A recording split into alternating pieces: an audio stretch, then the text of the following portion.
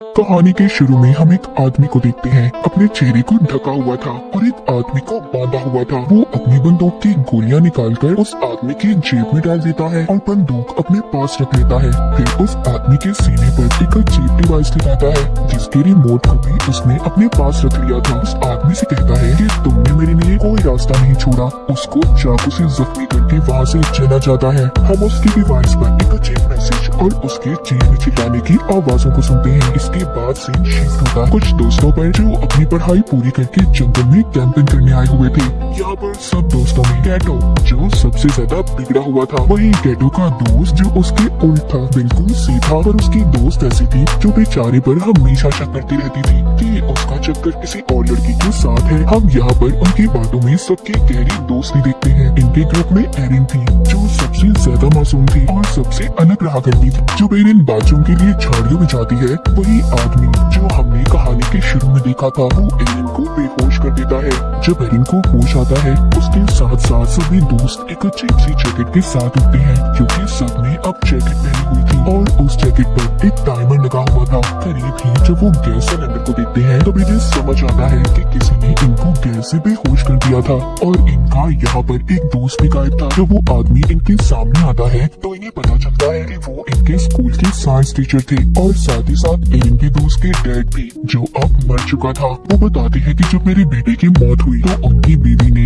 इस सदमे से अपनी जान ले ली जिस वजह से उन्होंने अपनी फैमिली को खो दिया। अब उन्हें ऐसा लगता था कि कहीं न कहीं इन दोस्तों में से ही कोई कातिल है जिसने मेरे बेटे को मारा होगा। वो कहते हैं आज तो तुम्हारी दोस्ती का इम्तिहान है। वो जैसे ही अपने हाथ में लिए रिमोट को दबाते हैं सबकी जैकेटों पर लगी हुई डिवाइसेस ऑन हो जाती है। आज के टेस्ट में सिर्फ वही बचेगा जिसके पास सबसे ज्यादा वक्त होगा। इसके बाद वो अपने आप को ही गोली मार लेते हैं। ये देखकर सब काफी ज्यादा डर जाते हैं। अपनी अपनी जैकेट्स को निकालने की कोशिश कर रहे थे पर वो निकलने का नाम नहीं ले रही थी। उन्हें समझ नहीं आ रही थी कि आखिर टाइम भी खत्म होते ही होगा क्या। वो देखते हैं किसी के डिवाइस में बहुत ज्यादा टाइम था और किसी के पास बहुत कम। उनकी सबसे बड़ी परेशानी ये थी कि दूर दूर तक उनके लिए कोई मदद नहीं थी और इनके टीचर ने सबके फोन्स को भी तोड़ दिया था। अब उन्हें समझ नहीं आती कि वो सच में एक बड़ी मुसीबत में है। एक दूसरे से लड़ने लगते हैं पर अभी भी कुछ को ये मजाक लग रहा था। जब ये आगे जाते हैं तो इनको अपना दोस्त बॉबी मिलता है जो एक पेड़ से लटका हुआ था।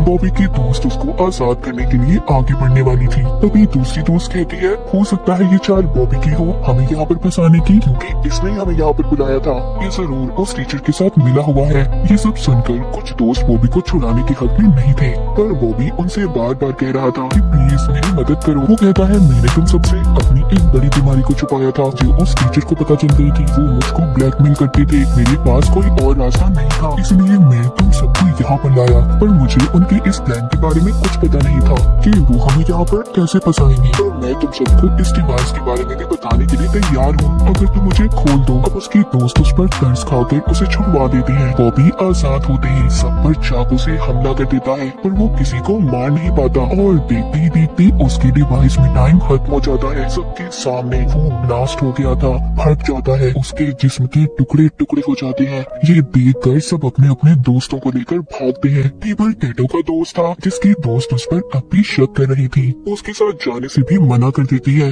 कैटो का दोस्त अकेला ही कैंप में वापस आता है। वो उस टीचर की बंदूक को भी अपने पास रख लेता है ये सोचकर कि शायद ही उसके काम आ जाए। इसके बाद हम एक और दोस्त को देखते हैं जो काफी ज्यादा घबराया हुआ था क्योंकि उसका टाइम अब खत्म हो चुका था। वो अपने दोस्त से कहता है प्लीज मुझसे दूर रहो, कुछ देर बाद मैं भी मरने वाला हूँ।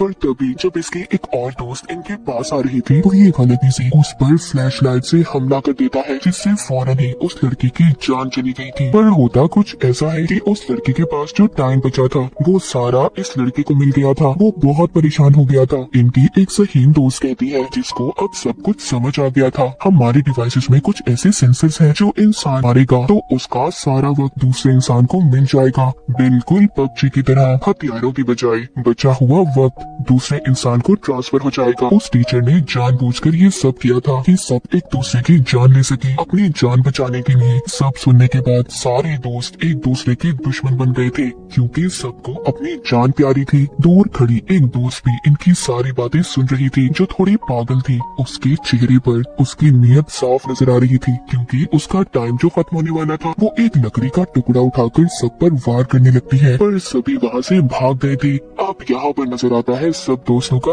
असली चेहरा। सभी एक दूसरे की जान के दुश्मन बन चुके थे। दो दोस्त जल्दी से दोबारा कैंप की तरफ भागते हैं क्योंकि उनके पास अभी भी एक फोन था जो वो कैंप में ही छोड़ आए थे, मगर उसमें भी सिग्नल नहीं थे। इसलिए ये फोन को लेकर ऊंचाई की तरफ भागते हैं। उधर एरिन को कैटो का दोस्त अपना पार्टनर बन जाने का कहता है और दोनों आगे मदद के लिए निकल पड़ते हैं। उधर दूसरी तरफ इनकी एक और दोस्त जो अपने शिकार की तलाश में थी क्योंकि उसका टाइम खत्म होने वाला था। जब ये कैटो को अपने पास आते हुए देखती है तो उस पर हमला कर देती है। पर चालाक कैटो अपनी जान बचाने के लिए उस लड़की से कहता है, तुम कहती थी ना कि मेरा दोस्त मुझे धोखा दे रहा है, उसका चक्कर किसी और लड़के के साथ था। हाँ, वो कोई और नहीं बल्कि तुम्हारी बेस्ट फ्रेंड है। जो मुझे उसके फोन से पता चला, उस पागल लड़की को एक और मौका मिल गया था किसी की जान लेने का। ये अपनी ही दोस्त के ऊपर चाकू से हमला कर देती है, पर वो दोस्त एक ही झटके में उसके ऊपर वार करके उसी को मार देती है। अब उस लड़की को भी गेम की समझ आ चुकी थी कि भले कैटो ने उसे मरवाने की कोशिश की, पर यही रास्ता है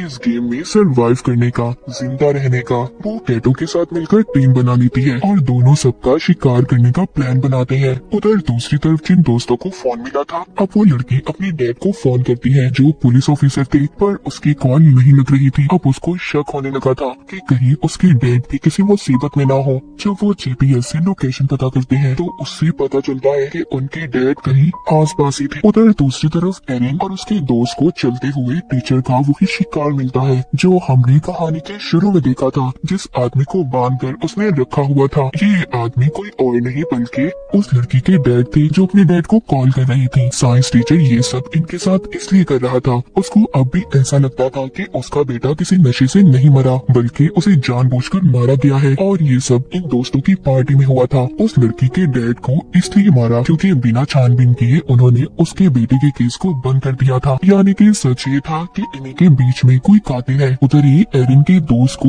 बुलेट्स गोलियां भी मिलती हैं, जिसको उठाकर ये अपने पास रख लेता है। इनकी दोस्त के डैड मरने ही वाले थे, तभी एरिन का दोस्त बंदूक में गोलियां डालकर उन्हें मार देता है। एरिन को यकीन नहीं हो रहा था कि उसका दोस्त इतना भी दर्दी हो सकता है। वो उसको समझाता है कि सब मैंने तुम्हारे लिए किया क्योंकि वो ज्यादा देर जिंदा नहीं रहते, वो मरने ही वाले थे और उनको मारने से कम जो उनका बचा हुआ वक्त है वो तुम्हें मिल गया। एरिन का दोस्त उसको बंदूक देकर कहता है, तुम इससे खुद को महफूज कर सकती हो, ये तुम्हारी हिफाजत के लिए है क्योंकि जीने का हक है तुम्हें। और खुद वो कैटो की तलाश में निकल पड़ता है क्योंकि उसे ऐसा लग रहा था कि साइंस टीचर के बेटे उनके दोस्त का कातिल कैटो है, क्योंकि उस दिन पार्टी में वो नशे वाली दवाई वही लाया था।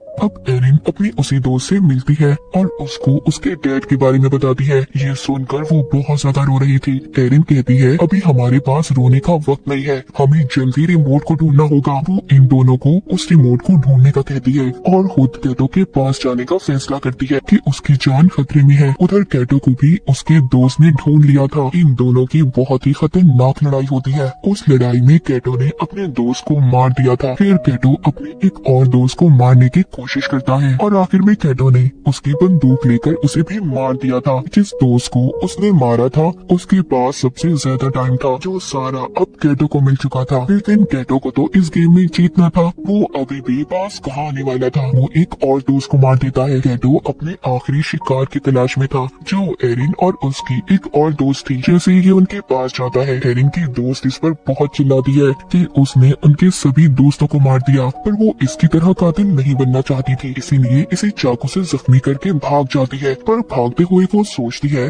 कि अगर कैटो भी मर गया फिर भी तो इस गेम में एक ही बचेगा, इसीलिए वो अब एरिन को मारने की कोशिश करती है और उसकी तरफ बंदूक कर लेती है। यहाँ पर कहानी का सच तो कुछ और था। एरिन की दोस्त उसको बताती है, उस लड़के से मुझे बहुत नफरत थी, वो स्कूल में हमेशा मेरे से ज्यादा नंबर लेता था और उसकी वजह से मुझे स्कॉलरशिप भी नहीं मिली। उस दिन मैंने उसकी ड्रिंक में दवाई मिलाई थी, पर मैं ये नहीं जानती थी कि वो सच में मर जाएगा और मैंने ही अपने डैड से कहकर उसके केस को बंद करवा दिया। वो एरिन को बंदूक देकर कहती है, मुझे मार दो, जिंदा रहने का हक सिर्फ तुम्हें है। पर एरिन ऐसा करना नहीं चाहती थी। तभी पीछे से कैटो आ जाता है और एरिन की दोस्त पर हमला करके उसे मार देता है। एरिन की दोस्त की जान उसकी गोद में निकलती है। कैटो के पास एरिन से कम वक्त था और अगर उसे जिंदा रहना था तो उसे जल्दी एरिन की जान लेनी होगी। लेकिन वो यहाँ पर ये भी जानता था कि एरिन के अंदर इतनी हिम्मत नहीं है। बार बार वो एरिन को गोली चलाने पर उकसा रहा था। एरिन बहुत सोचती है पर उसे नहीं मारती। उसकी टांगों पर गोली मार के उसके डिवाइस के हवाले छोड़ देती है।